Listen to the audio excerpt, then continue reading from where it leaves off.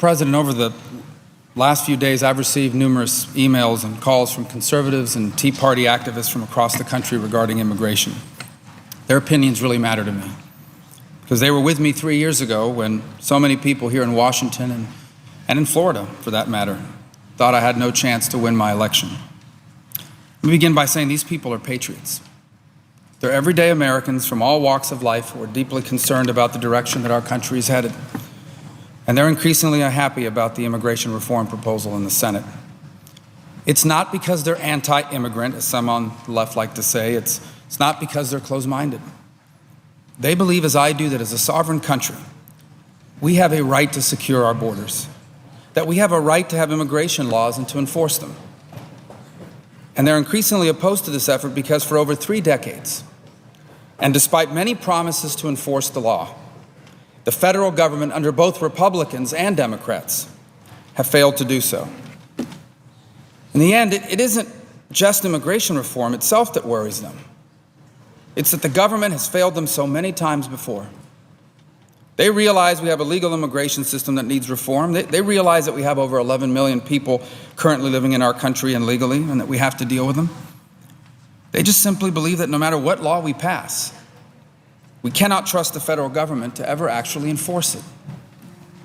This sentiment was best summed up for me in an email that I received from Sharon Calvert, who's a prominent Tea Party leader in Tampa, Florida. Here's what she wrote. She said, "Today, June 2013, we're in a very different political climate than we were after the last election. We are in a political climate of distrust of government and elected representatives at its highest." She goes on to say, "Do we want to trust this administration to faithfully enforce a bill to the best interests of all Americans with a bill that so few have read?" End quote. She makes a powerful point. They're finding out that the IRS investigates people based on their political views, of all the questions that remain about Benghazi, and seeing the Justice Department target reporters. Trust in the federal government is rightfully at an all-time low. I share the skepticism about this administration and Washington in general. In just the 2 years that I've been here, I have seen the games that are played and the promises that are broken, and how the American people ultimately suffer the consequences. And that's exactly what led me to get involved in this issue in the first place. We have a badly broken legal immigration system. Not only one that does not work, it actually encourages illegal immigration. We have a border with Mexico that, despite billions of dollars that have already been spent, it's still not secure. Every day, people, and drugs, and guns are trafficked across the border. And we have 11 million people living in this country illegally in de facto amnesty. What I'm describing, this is the way things are now. This is the status quo. And it is a terrible mess. It is hurting our country terribly. And unless we do something about it, this administration isn't going to fix it. Now, political pundits, they love to focus on the politics of all this. But for me, this isn't about catering to any group for political gain. Predictably, despite all the work that we've done on immigration reform, some so-called pro-immigrant groups continue to protest me daily. This isn't about winning points from the establishment or the mainstream media either, by the way.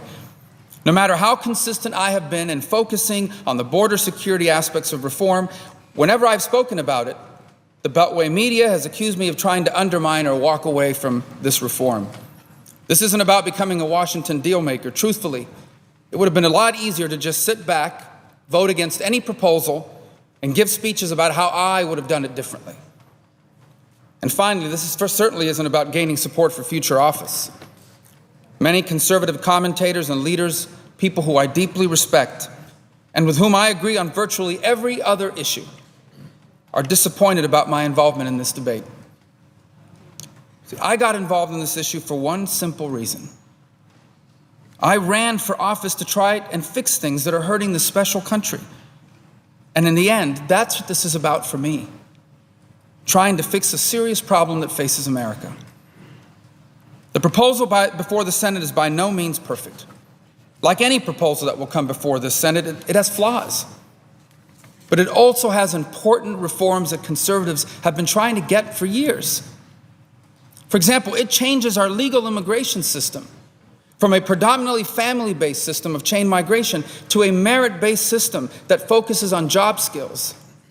This proposal mandates the most ambitious border and interior security measures in our nation's history. For example, it requires and funds the completion of 700 miles of real border fence. It adds 20,000 new border agents. It details a specific technology plan for each sector of the border. It requires E-Verify for every employer in America, and it creates a tracking system to identify people who overstay their visas. These are all things that at a minimum must happen before those in the country illegally can apply for permanent status. And the proposal deals with those who are here illegally in a reasonable but responsible way. Right now, those here illegally are living in de facto amnesty. This is what I mean by that. They're unregistered, many pay no taxes, and few will ever have to pay a price for having violated our laws. Under this bill, they will have to come forward. They will have to pass background checks. They will have to pay a fine. They will have to start paying taxes. And they will be ineligible for welfare, for food stamps, and for Obamacare. And in return, the only thing they get is a temporary work permit. And they can't renew it in 6 years unless they can prove that they've been holding a job and paying their taxes. For at least 10 years, that's all they can have. And after that, after all that, they can't even apply for permanent status until the fence is built, the Border Patrol agents are hired, and the border security technology, E-Verify, and the tracking system are fully in place. Yet despite all these measures, opposition from many conservatives has grown significantly in the last few weeks. Why? Well, because they've heard that the Secretary of Homeland Security can just ignore the border requirement. But this is not true. The department does have the discretion on where to build the fence, but not on the amount of fencing it must build. At the end of the day, it is simple. 700 miles of pedestrian fencing must be built. They've also heard that the Secretary of Homeland Security can just waive the radars and the drones and the ground sensors and the other technology required in the bill. But that's just not true. The Secretary can always add more to the plan, but the list of border security measures we mandate in the legislation is the minimum that must be implemented. Some oppose it because they've heard that a future Congress can just defund all the security measures like they've done in the past. But that's just not true. The money is built into the bill. Unlike previous border security laws, it doesn't leave it dependent on future funding. They also oppose the bill because they've heard that it creates a taxpayer subsidy for people to buy a car or a scooter. That's just not true. Nothing in this bill allows that. And finally, they oppose the bill because they've heard that last Friday, a brand new 1,100-page bill that no one has read is what now is before the Senate. That's just not true. This is the exact same bill that's been publicly available for 10 weeks. The main addition to it are about 120 pages of border security. Because in order to add 700 miles of fence, 20,000 border agents, and a prohibition on things like foreign students or tourists from getting Obamacare, we had to add pages to the bill. Now, I understand, I do, why after reading these false claims, people would be opposed to this bill. And I understand why after we've been burned by large bills in the past, people are suspicious of big reforms of any kind. And I understand why after promises made in the past on immigrations that have not been kept, people doubt whether they'll ever be kept again in the future. But I also understand what's going to happen if at some point we do not come up with an agreement we can support on immigration reform. What's going to happen is we'll still have a broken legal immigration system. We won't have more Border Patrol officers. We won't have enough fencing. We still won't have mandatory E-Verify. And we'll still have 11 million people living here illegally. And that's why I'm involved in this. Because despite all the problems we have with government, the only way to mandate a fence, E-Verify, and more agents is to pass a law that does so. Now, I knew getting these requirements into the bill would not be easy. This administration insisted the border is already secure, and they fought every effort to improve the border security parts of this bill. The administration wants the fastest and easiest path to citizenship possible, and they fought every condition and every trigger in this bill. But I got involved because I knew that if conservatives didn't get involved in shaping this proposal, it would not have any of the border security reforms that our nation desperately needs.